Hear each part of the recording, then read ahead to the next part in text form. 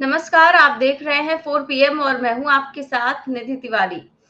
हरियाणा और जम्मू कश्मीर में कल तारीखों का ऐलान हो चुका, लेकिन इन तारीखों के ऐलान के बाद से ही अटकलें तेज हैं और ये कयासबाजियां लगाई जा रही है कि आखिरकार और राज्यों के जो चुनाव होने हैं, जैसे कि महाराष्ट्र हो गया, वहां पर चुनाव का ऐलान क्यों नहीं किया गया। पिछली बार क्योंकि हरियाणा और महाराष्ट्र साथ में ही चुनाव हुआ था, तो चुनाव का वहां पर ऐलान क्यों नहीं किया गया? आखिर क्यों बीजेपी जो है घबराई हुई है, या फिर कुछ और प्लान है, कुछ और बड़ा खेल है उसके पीछे? आज हम इस पर चर्चा करेंगे और साथ ही साथ क्योंकि जैसे ही चुनाव का ऐलान हुआ उसके बाद से ही इस्तीफों की झड़ी लग गई है और एनडीए में बड़ी टूट जो है वो दिखाई पड़ रही है। महाराष्ट्र में हो, चाहे हरियाणा में हो, चाहे कर्नाटक में हो, कई जगह पर बगावत देखने को मिल रही है, जूतम तहजार मची हुई है, तो कहीं पर इस्तीफा जो है वो देखने को मिल रहा है। तो इन्हीं सब तमाम चीजों पर हम चर्चा करेंगे कि आखिरकार जो बीजेपी की में इस समय स्थिति है,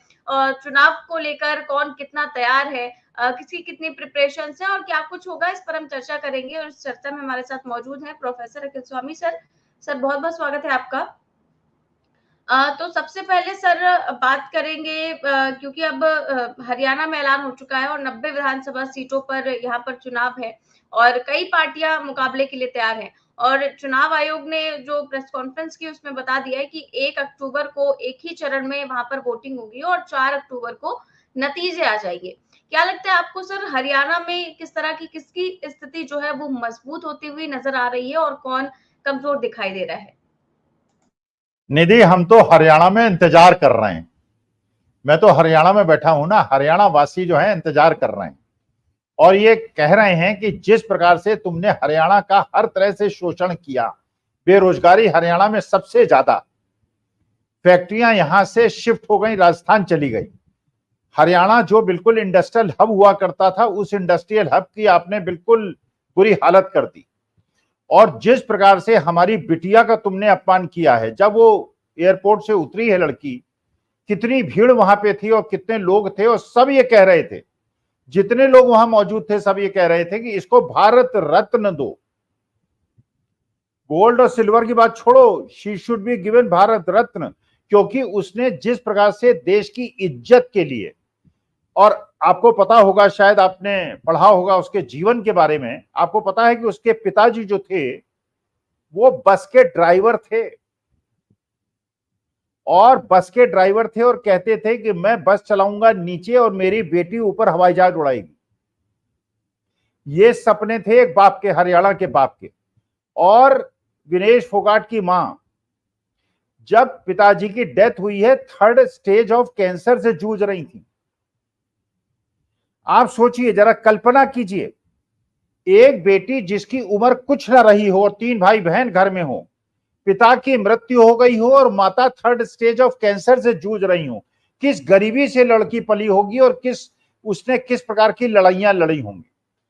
उस बिटिया के मनोबल को तोड़ने के लिए गुंडे, बदमाश, मवाली और अनपढ़ लोग इकट्ठे हो गए, और जिस प्रकार से उसको, और लेकिन इसके बावजूद उस लड़की ने आपा नहीं खोया। वहां पे उसने जो अपना पत्र लिखा है उसमें सबको, डॉक्टर्स को, फिजियोज को, अपने कोचेस को, जितने लोग कंटिंजेंट में गए हैं सबको धन्यवाद दिया है, क्योंकि वो भारतीय मर्यादा में पली हुई लड़की है। और कल मैं आपको दिखाऊं, अगर मेरे फेसबुक पेज पे आप चली जाएं, मेरा बैचमेट 1973 इंजीनियरिंग का बैचमेट, आईटी बीएचयू का बैचमेट, इतनी अभद्र टिप्पणी विनेश फोगाट के बारे में कर रहा है। मने मानसिकता इतनी गंदी हो गई है लोगों की, ये सब कुछ भूल गए हैं। ये भी भूल गए हैं कि हमारे मानी मोदी जी इतने ज्यादा ज्ञानी हैं। अरे पढ़ लिख के नहीं जाते, टेलीप्रॉम्प्टर में नहीं लिखाते, फैक्ट्स को चेक नहीं कर लेते और जो मन में आए बोल देते हैं। भगवान बिरसा मुंडा ने 1857 में अंग्रेजों के खिलाफ लड़ाई, और जब वो 1875 में पैदा हुए थे, और जिस प्रकार से इन्होंने जो भी आज की तारीख में क्षण, तो देखिए हम तो हरियाणा में इंतजार कर रहे हैं। हम तो केवल एक कंपटीशन चाहते थे महाराष्ट्र वालों से। हम ये कंपटीशन चाहते थे कि जितने % सीटें इंडिया अलायंस को तुम जिताओगे महाराष्ट्र वालों, हम हरियाणा में उससे ज्यादा सीटें इंडिया अलायंस को जिताएंगे। और परसेंटेज में अगर तुम 15% सीटें बीजेपी को दोगे, हम 10% से आगे नहीं बढ़ने देंगे। इस बार उंगली पे गिनते रह जाएंगे कि इनको हरियाणा में सीटें कहां मिलेंगी।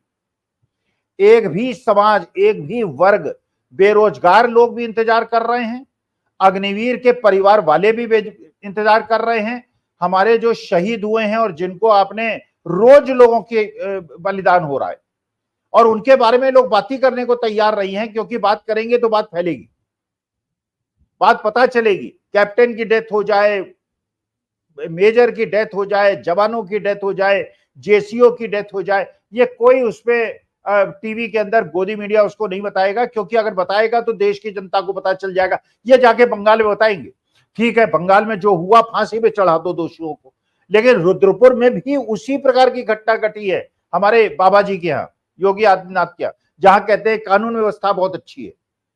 और वही घटनाएं आपके उत्तराखंड में घट रही हैं, जहां पे उत्तराखंड में एक लड़की को पहाड़ के नीचे धकेल दिया था भारतीय जनता पार्टी के बड़े नेताओं के बच्चों ने, क्योंकि बड़े बड़े वीआईपीज के साथ उसको कह रहे थे, और उस बिटिया ने, हमारे उत्तराखंड की बिटिया ने उसके लिए मना कर दिया था। तो ये लोग जो हैं, ये केवल केरला को बदनाम करेंगे, वेस्ट बंगाल को बदनाम करेंगे, कर्नाटका को पैसा नहीं देंगे, केरला को पैसा नहीं देंगे, सारे राज्यों का पैसा उठा के गुजरात को दे देंगे। तो हम हरियाणा वासी तो इंतजार कर रहे हैं, जिस दिन मोहर लगाने का समय आएगा, इनको वोट नहीं गिनने को मिलेंगे, भारतीय जनता पार्टी को कहां से मिलेंगे।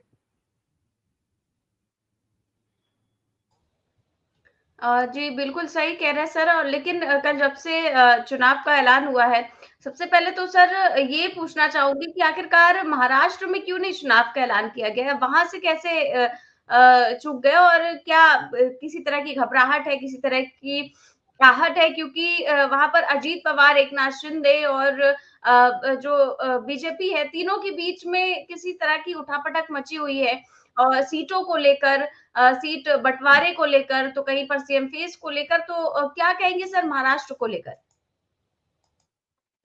देखिए, भारतीय जनता पार्टी ये समझती है और ये जानती है कि महाराष्ट्र के अंदर बीजेपी को जो पार्लियामेंट में सीटें मिली हैं, उसके हिसाब से विधानसभा में 40 सीटें नहीं मिलनी है, अगर केवल पार्लियामेंट के हिसाब से देख लें आप। और अगर आप देखें कि जो पार्लियामेंट और विधानसभा में अंतर होता है, और विधानसभा में उद्धव ठाकरे और शरद पवार वहां पे हैं, उसके हिसाब से 20 सीटें नहीं मिलनी है भारतीय जनता पार्टी को। तो महाराष्ट्र में उनकी हालत बहुत ज्यादा खराब है। हरियाणा में इनको लगता है 5 सीटें बीजेपी को मिली और 5 सीटें कांग्रेस को मिली, तो इनको लगता है यहां पे लड़ाई जो है वो बराबर की है, और अगर ये कुछ हेरा फेरी करेंगे, कुछ अपना पूरा पैसा झोंक देंगे, शराब बांट देंगे, मुर्गे बांट देंगे, सब कुछ कर देंगे, हो सकता है कि इनको कुछ यहां रेस्पेक्टेबल स्कोर मिल जाए। अच्छा, वही जम्मू एंड कश्मीर का है भाई। जम्मू एंड कश्मीर में पता है कि पिछली बार के इलेक्शन में इनकी कितनी भद्द पिटी है, और कितना वहां पे जो गुपकार अलायंस है उसने कितना अच्छा परफॉर्मेंस किया है। तो जम्मू एंड कश्मीर हो, और जम्मू एंड कश्मीर में तो क्योंकि सुप्रीम कोर्ट का निर्णय था तो इसलिए इनको चुनाव कराना पड़ा। हरियाणा में इनको लगता है कि फाइट है, महाराष्ट्र में इनको लगता है फाइट ही नहीं है, इसलिए लेकिन ये हो क्या रहा है, पहले तो हम ये था, अब ये रणनीति इनकी हर फेल हो रही है। भाई एक मुश्त हार जाओ यार, किश्तों में हारना ज्यादा खराब लगेगा। भाई होता है ना, बकरा एक हलाल होता है और एक क्या होता है, झटका। तो झटके से कम बेचारे को दर्द कम होता होगा, यहां तो जो हलाल होगा धीरे धीरे काटा जाएगा, तो बकरे को दर्द बहुत होगा। ये शायद समझ नहीं रहे कि जो बकरा खाते हैं कि नहीं खाते हैं, मुर्गा खाते हैं कि नहीं खाते हैं, मुझे नहीं पता, लेकिन हलाल और झटके का अंतर ये समझ में आएगा। इसलिए धीरे धीरे क्रमशः एक एक करके, एक एक महीने के बाद एक चुनाव हारना चाहते हैं, शायद इन्होंने ये चुना है। जी सर। और लेकिन अभी महाराष्ट्र में चुनाव का ऐलान हुआ ही नहीं है, और एक बड़ा झटका लग गया है। जो पूर्व सांसद है शिशुपाल पटले, उन्होंने इस्तीफा दे दिया है, बड़ा नाम है, और उन्होंने कांग्रेस का दामन थाम लिया है। तो पहले से ही बीजेपी में टूट हो रही है। अभी तक चुनाव का ऐलान हुआ भी नहीं है। अरे अभी आप देखते जाइए ना, अभी तो आप इंतजार कीजिए। आज के तारीख में एक तो राहुल गांधी का जो नारा था, डरो मत, वो डरो मत जो है वो अपोजिशन में भी काम कर रहा है, और वो बीजेपी के अंदर भी काम कर रहा है, और ये गोदी मीडिया में भी काम कर रहा है। आपने उन गोदी मीडिया को जो कि हमेशा केवल हिंदू मुसलमान करते थे, जो कि केवल महिमा मंडन करते थे क्योंकि लाखों करोड़ों रुपए का इनको दान मिलता था और डोनेशन मिलता था। इन्होंने भी अपने सुर बदल लिए हैं। अभी एक दो हैं जो नहीं बदले हैं, वो भी तब बदल जाएंगे जब उद्धव ठाकरे चीफ मिनिस्टर बन जाएंगे महाराष्ट्र के। तो महाराष्ट्र में जैसे पिछली बार हुआ था, कुछ गोदी मीडिया भी नहीं सुधरी है, लेकिन ज्यादातर गोदी मीडिया सुधर गई है। तो भक्तों में भी हालत इस समय वही है। पहले जो ये चढ़ के आते थे, एग्रेशन में आते थे, बिल्कुल मारपीट के मूड में आते थे, अब ये थोड़े पीछे हैं क्योंकि ये जानते हैं। मेरे हरियाणा में तो उनको पता है कि हरियाणा में कांग्रेस की सरकार बन रही है और ये बात स्पष्ट पता है कि 70 से ऊपर सीटें मिल रही हैं। जजपा के भी एक विधायक ने आज जजपा से रिजाइन कर दिया है। अभी आप देखिएगा जजपा में शायद ही एक दो विधायक रह जाए और अगले चुनाव में जजपा को एक सीट भी मिल जाए तो बहुत बड़ी बात है। दुष्यंत चौटाला अपनी ही सीट बदल लें तो बहुत बड़ी बात है। अच्छा, बीएसपी और अभय चौटाला का जो है गठबंधन, वो भी 2-3 सीटें जीत जाए तो बहुत बड़ी बात है। तो इसका मतलब ये हरियाणा में तो यहाँ का एडमिनिस्ट्रेशन, यहाँ का पुलिस एडमिनिस्ट्रेशन सब ये समझ गए हैं कि यहाँ पे कांग्रेस की सरकार आने वाली है। तो इस बार वो हेरा फेरी नहीं कर पाएंगे, क्योंकि पहले अमित शाह साहब ने शायद ये उनको बताया था कि क्योंकि हमारी सरकार आएगी और बेटा गड़बड़ किया तो तुम्हें देख लेंगे। अब उनकी सरकार तो हो गई है बैसाखी वाली सरकार, और हरियाणा में सरकार आनी है और महाराष्ट्र के अंदर भी उद्धव ठाकरे की सरकार आनी है। उद्धव ठाकरे मुख्यमंत्री बनेंगे और कांग्रेस और एनसीपी को उसके अंदर रहेंगे। तो महाराष्ट्र में भी वहां प्रशासन अब कोई गड़बड़ सड़बड़ करेगा नहीं, सुन नहीं रहा होगा, क्योंकि गृह मंत्रालय की और पीएमओ की, इसलिए इसे पोस्टपोन कर दिया है। लेकिन ये किया धरा भी इनका रह जाएगा और इनको उसका ही परेशान, गलती होगी। एक बार में हार जाते वो ज्यादा अच्छा रहता, क्योंकि जैसे अभी हरियाणा हारेंगे उसके बाद देखिएगा बीजेपी में कैसी भगदड़ मचेगी। जी सर। सर सवाल है एक कि सर क्या आपको लगता है कि जुमलेबाज मोदी जी का वन नेशन वन इलेक्शन की नौटंकी को का जो पर्दाफाश है वो खुद इसी ने ही कर दिया? 5 स्टेट में एक साथ इलेक्शन करवा नहीं सकते, पूरे देश में कैसे करवाएंगे? नहीं नहीं, चुनाव आयोग ने कोई उनका उल्लंघन नहीं किया है, ये पीएमओ ने ही बताया है। क्योंकि आज के तारीख में जो चुनाव अधिकारी चुने जा रहे हैं वो सारे पीएमओ के माध्यम से होने हैं। भाई पहले तो सुप्रीम कोर्ट के जज थे, सुप्रीम कोर्ट के जज पे पूरे देश को विश्वास होता है। अगर चंचूड़ साहब बैठते तो कोई न्याय की उम्मीद थी। आज तो एक मंत्री बैठेगा, एक मोदी जी बैठेंगे और एक लीडर अपोजिशन बैठेगा, तो मोदी जी की चलेगी, जिसको चाहेंगे चुनाव अधिकारी बन जाएंगे। अच्छा, ये लोग मस्ती काट रहे हैं, इनको काम क्या है?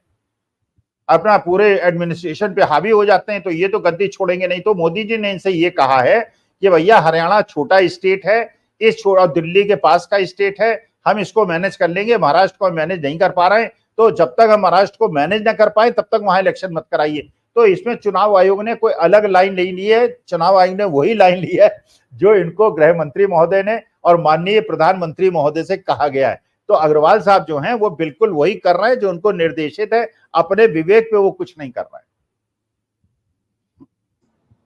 जी सर।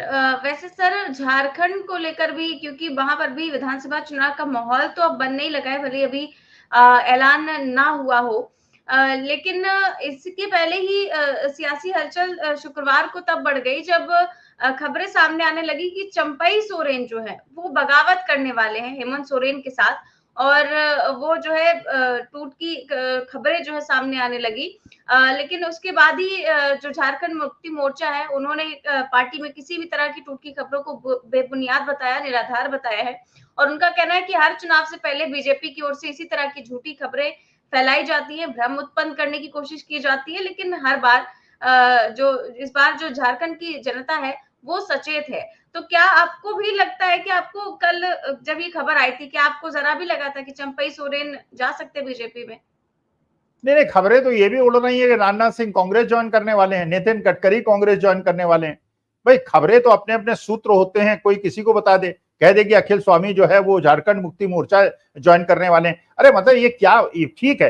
अरे चंपई सोरेन जैसा तपा तपाया नेता, और देखिए वो नेता है जो क्षेत्र से, गांव से और जमीन से उठा हुआ नेता है। वो इतना बुद्धिमान नेता है कि इस प्रकार से जब वो जानता है कि सारी की सारी फिजा आज की तारीख में वो हेमंत सोरेन के साथ है, वो गलती नहीं करेगा। अच्छा, दूसरा महाराष्ट्र में इलेक्शन न कराने का एक और कारण है, वहां यह है कि अभी घोषणाएं कर ले वहां का मुख्यमंत्री। क्योंकि हरियाणा में इन्होंने क्या किया, असल में हरियाणा में जिस दिन चुनाव की घोषणा हुई उसके एक दिन पहले किसानों के लिए घोषणा की थी उन्होंने सैनी साहब ने, लेकिन वो कह गए कि साहब हमने घोषणा की थी, लेकिन क्योंकि चुनाव आचार संहिता लग गई तो हम उसको इम्प्लीमेंट नहीं कर सकते। तो इन्होंने महाराष्ट्र के लिए कहा है कि पहले हम अपने घोषणा कर लें, लोगों को लॉलीपॉप दिखा दें, उसके बाद आप चुनाव की घोषणा कीजिएगा। चुनाव में ट्रांसफर अनुसार जितने करने थे इन्होंने जम्मू एंड कश्मीर में कर डाले। वो अपने लोगों को बिठाने की जो व्यवस्था, जब पूरा मुख्य चुनाव आयोग से पूछा गया तो कहने लगे भाई देखिए उसके पहले कोई ट्रांसफर्स होते हैं तो उसमें हम क्या कर सकते हैं। तो पूरा प्लान्ड है, सब कुछ प्लान्ड है। और चंपाई सोरेन क्या, अभी तो देखिएगा भारतीय, आपको पता ही है सरयू राय जो हैं, जो इंडिपेंडेंट विधायक वहां से जीते थे झारखंड से, वो जेडीयू में चले गए हैं।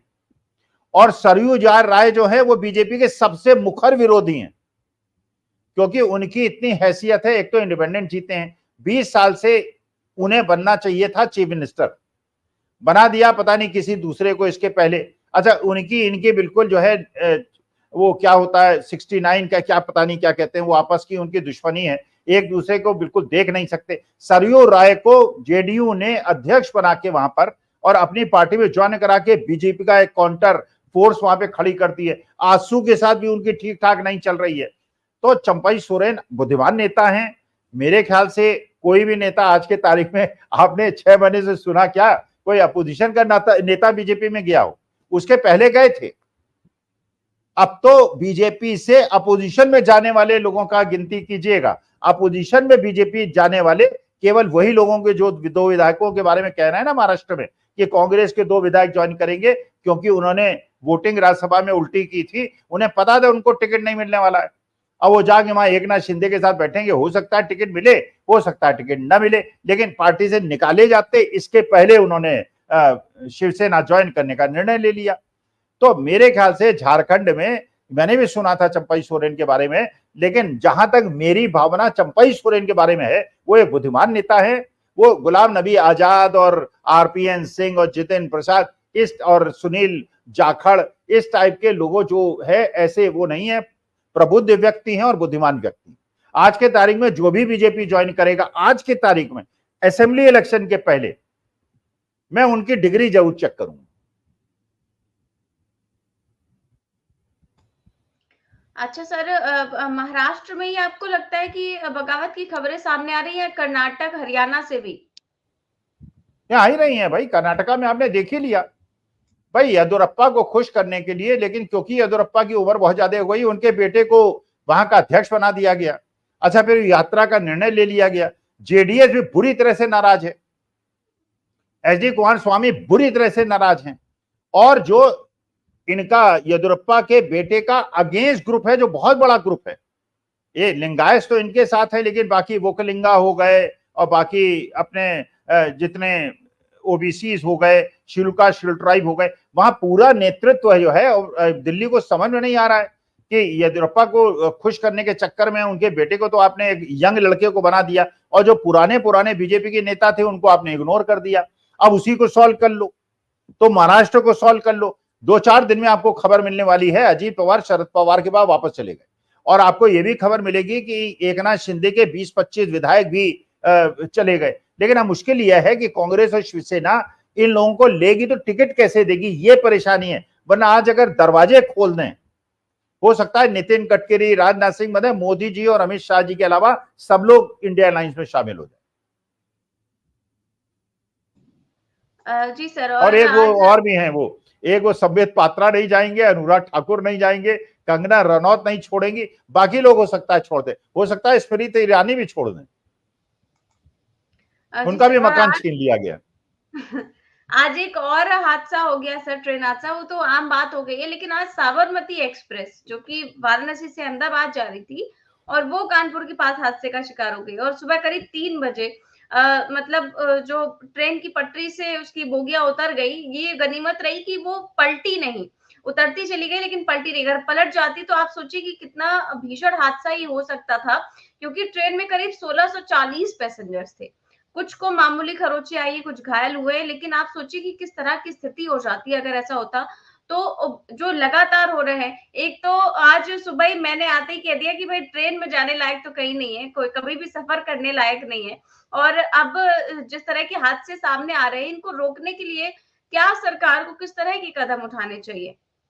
नहीं नहीं, ऐसा आप मुझे मत डराइए भैया, कल मैं ट्रेनी से सफर कर रहा हूँ और मैं हनुमान चालीसा लेके जा रहा हूँ। हनुमान चालीसा रास्ते भर पढ़ूंगा और आप भी प्रभु से कामना कीजिए, अगर आप 4 PM का ये 2 से 2:30 का प्रोग्राम लगातार चलाना चाहती हैं तो भगवान से प्रार्थना कीजिए और ऐसी बात मत कीजिए, क्योंकि मैं भी कल ट्रेन से जा रहा हूँ और हवाई, लेकिन ये इनके राज में भैया, अगर आप कार से जा रहे होंगे, पुल गिर जाएगा तो आप क्या करेंगी निधि, बताइए भाई। रोज बिहार के अंदर 2-3 पुल गिर जाते हैं। अच्छा, एक वो डबल डेकर ट्रेन, आज ऐसा पुल गिरा है बिहार में, 11 साल से तीसरी वो बार, बन रहा है तीसरी बार गिरा और है, तीसरी अब बार। तीसरी बार गिरा है। अरे तो वहां सुशासन बाबू है ना, वो सुशासन बाबू हैं और सुशासन बाबू जो हैं वो अच्छी संगति में है। अच्छा, गुजरात के अंदर एक डबल डेकर ट्रेन 2 भागों में टूट गई, तो आप कहीं सेफ नहीं है। आप ये डराइए मत मुझे कि ट्रेन से आ रहे हैं आप। अरे आप बाई रोड भी ये कहीं पुल तोड़ देंगे, सड़क धंस जाएगी। अरे आपकी पता चला कि पूरी की पूरी बस जो है सड़क के अंदर चली गई और नीचे जाके वो पता चला नागलोक में पहुंच गए, नाग देवता पहुंचेगी साहब, आप यहाँ कैसे आए, तो कहेंगे साहब मोदी जी की सरकार है और हम जो है नीचे चले आए। तो इसलिए हवाई जहाज का भी कोई भरोसा नहीं है। आप मोदी जी के जमाने में अगर सेफ हैं और जीवित हैं तो मोदी जी कहिए मोदी मोदी मोदी मोदी और खुश रहिए, क्योंकि मोदी जी के जमाने में जिंदा रहना ही बहुत बड़ी नियामत है। खाना नहीं मिल रहा, रोटी नहीं मिल रही, नौकरी नहीं मिल रही, लेकिन अगर आप जिंदा हैं तो यही बहुत बड़ी नियामत है। लेकिन हमारे दर्शक आपसे कह रहे हैं एक बार सोच लीजिए स्वामी जी। अभी क्या करूं यार, अरे भैया मैं क्या करूं, मैं अगर कार से भी जाऊंगा कोई भरोसा नहीं है, वो कहीं भक्त मिल जाए मुझे डंडे वंडे से रोज धमकी देते हैं, रोज धमकी देते हैं, स्वामी जी आपको मार देंगे। अब मतलब अब मैं भैया कहीं कहीं तो जान बचाऊंगा अपनी। अब कहीं पुल टूट गया, कहीं मैं वैसे बिहार नहीं जा रहा हूं, बिहार में अच्छा जहां जा रहा हूं वो भी योगी जी का राज्य है, उनका भी कोई भरोसा नहीं, बुलडोजर कहीं लाके उसके ऊपर कार के ऊपर गिरा दे अच्छा, और आज फिर सर कहीं। एयरपोर्ट पर भी यही हो गया, लखनऊ एयरपोर्ट पर जो है वो कार्गो एरिया में फ्लोरीन गैस जो है वो उसका रिसाव हो गया और कई लोग बेहोश भी हो गए और बिल्कुल भगदड़ मच गई। काफी ज्यादा अभी भयावह स्थिति फिलहाल देखने को मिल रही है पिछले 2 घंटे से। अब बताइए, अब ये आपके दर्शक महोदय बड़े चलिए मेरे शुभचिंतक हैं, परमेश्वर उनको मैं धन्यवाद करता हूं कि मेरे लिए वो इतने चिंतित हैं, लेकिन आप बताइए मैं जाऊं कैसे। अब जाना तो जरूरी है भाई। इन्होंने जब हम जाते थे घूमने गए, पता चला कि साहब वो हवाई जहाज में नहीं घूमने देंगे, घुसने देंगे, होटल में नहीं घुसने देंगे, वैक्सीनेशन कराइए। अब वैक्सीनेशन 3 वैक्सीनेशन घुसा दिए मेरे शरीर में। अब आज जो पता चल रहा है कि वो साहब वैक्सीन जो थी वो फर्जी थी। चलिए परमेश्वर की कृपा है, हम तो भैया उस जमाने के लोग हैं, शुद्ध दूध पिया है, शुद्ध घी पिया है। तुम्हारी जनरेशन का तो कुछ पता ही नहीं है, नकली दूध, नकली फल, नकली सब्जी, नकली हवा। अरे हमारे 40-50 साल तो कांग्रेस के जमाने में सही निकल गए, तो हमारे शरीर में तो थोड़ी जान है, इसलिए हम झेल रहे हैं। हमारी, मैं तो कई बार चिंतित होता हूं मेरी पोती के जीवन में क्या होगा। बेटे का भी निकल जाएगा, लेकिन हमारी सेकंड जनरेशन, और मोदी जी अगर 2-4-5 साल और रह गए उसके बाद तो सही में जीवित रहने पे रोज सुबह प्रसाद चढ़ाना पड़ेगा। जी सर। सर एक महत्वपूर्ण सवाल, क्योंकि उद्धव ठाकरे ने ऐलान किया और उन्होंने कहा कि एमवीए की ओर से सीएम पद के वो दावेदार नहीं होंगे। एमवीए में कांग्रेस और एनसीपी जिसे भी नेता चुनेगी उसे वो सीएम बनाएंगे और इस चीज को लेकर उन्होंने पहले ही अपने पैर पीछे खींच लिए हैं। तो इधर तो सर बीजेपी में तो झूठम पैजार मची हुई है सीएम फेस को लेकर, और यहाँ पर खुद ही उद्धव ठाकरे ने कह दिया है।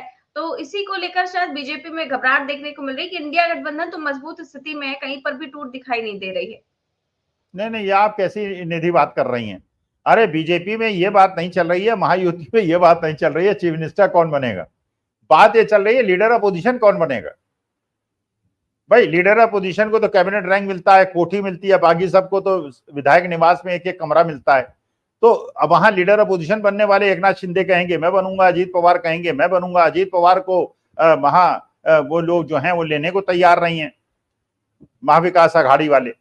तो महाविकास अघाड़ी में, क्योंकि देखिए स्टेट बात है, let us be very frank, Shiv Sena का एक वोट बैंक है और ये शिवसेना का वोट बैंक है और एनसीपी का एक वोट बैंक है, कांग्रेस का वोट बैंक है। लेकिन अच्छी बात यह है जो कांग्रेस का वोट बैंक है वो वहां पे है जहां पे शिवसेना कमजोर है और एनसीपी कमजोर है, और जहां पे शिवसेना का स्ट्रॉन्ग एरिया है वहां पे कांग्रेस कमजोर है।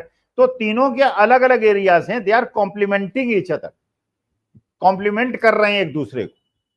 तो कांग्रेस का अपना विदर्भ का एरिया है, विदर्भ के एरिया में सारे पार्लियामेंट सीट करीब करीब कांग्रेस जीती है, विदर्भ इनका है। जो अपना बारामती के आसपास का इलाका है वो सारा शरद पवार का इलाका है, और मुंबई का इलाका कांग्रेस का और इनका है। तो बेसिकली सब वोटों को एकत्रित करना, क्योंकि अगर आप उद्धव ठाकरे को प्रोजेक्ट करेंगे तो उद्धव ठाकरे के लोग और शिवसेना के लोग तो वो हो जाएंगे मोबिलाइज, लेकिन बाकी एनसीपी कांग्रेस वाले शांत हो जाएंगे। फिर जो दलित लीडरशिप है आज के तारीख में वो सारी की सारी कांग्रेस के पास है वहां पर, तो वो कांग्रेस के साथ रहेगी और वो चाहेगी कि उनके लीडर को प्रोजेक्ट किया जाए। लेकिन जहां तक मैं समझता हूं उद्धव ठाकरे ही मुख्यमंत्री बनेंगे, लेकिन अभी नाम प्रोजेक्ट करने से वोट कम हो जाएंगे। पूरा इलेक्शन हो जाए, इलेक्शन के बाद आप 200 सीटें जीत जाएं और उसके बाद उद्धव ठाकरे को मुख्यमंत्री बनाएं, और वहां पे विदर्भ एरिया के किसी बड़े दलित लीडर को और एनसीपी के किसी बड़े मराठा लीडर को वहां डिप्टी चीफ मिनिस्टर बनाएं। अजीत पवार को न लें, एकनाथ शिंदे के साथ जो लोग गए थे उनके लिए दरवाजा लॉक कर दें और चाबी को समुद्र में फेंक दें, और उसके बाद अपनी सरकार बनाएं। और सरकार ऐसी बने जो गरीबों की और मध्यम वर्ग की सरकार हो, और वहां पे जो जो गोदी मीडिया ने बेहूदगी की है और हिंदू मुसलमान किया है, इनको प्रोसिक्यूट कीजिए, उनको जेल के अंदर भेजिए, और नहीं हो तो दिल्ली से घसीट के ले जाइए मुंबई। हम लोग आपके साथ इनको घसीटने में मदद करेंगे। जी, बिल्कुल सही बात है सर, और आज की चर्चा के लिए बहुत-बहुत शुक्रिया सर आपका। तो आप देख रहे थे 4 पीएम की चर्चा, और आज हम जिस तरह से कल चुनावों का ऐलान हुआ है जम्मू कश्मीर और हरियाणा में, उसी को लेकर हमने चर्चा की। कैसी लगी आपको हमें कमेंट बॉक्स में ज़रूर बताएं। चैनल को सब्सक्राइब भी करें और ज्वाइन भी। नमस्कार।